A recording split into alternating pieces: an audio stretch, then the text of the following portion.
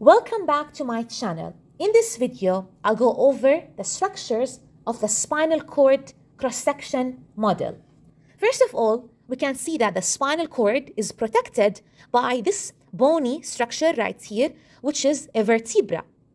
The spinous process always faces toward the back.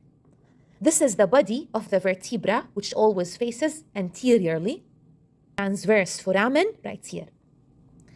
So the spinous process can help us identify the posterior, which is the dorsal aspect of the spinal cord, whereas the body can help us identify the ventral or the anterior aspect of the spinal cord.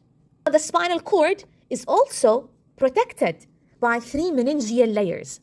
The first layer is the dura mater, which is this outermost layer right here.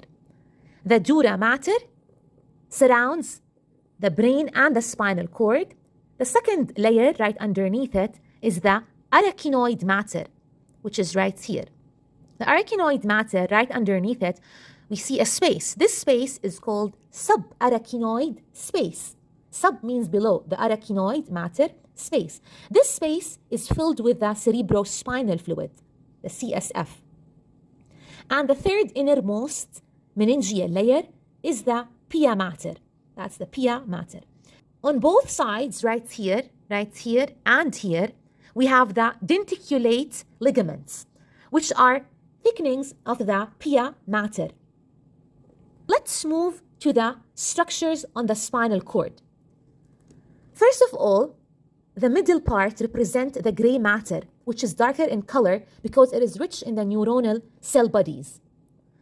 The gray matter has three horns. The first right here, this is the dorsal horn. Dorsal means toward the back. The spinous process guides us toward the back. So this is the dorsal horn. On the side, we have the lateral horn, and toward the body of the vertebra, we have the ventral horn. Both sides are connected together via the gray commissure, which is right here. In the center, we have the central canal, where the CSF flows into the spinal cord. Now, the lighter area represents the white matter. It appears lighter because it is rich in myelinated axons. The white matter is divided into funiculus or white columns. So right here, we have the dorsal funiculus or dorsal white column. This is the lateral white column on the side. This is the ventral funiculus or the ventral white column. Again, the lateral white column, dorsal white column, and the ventral white column. Now, these two structures, they have one word in common, which is median. This one that is toward the back, this is the posterior median sulcus. Sulcus means what? A superficial cut. So this is the sulcus right here.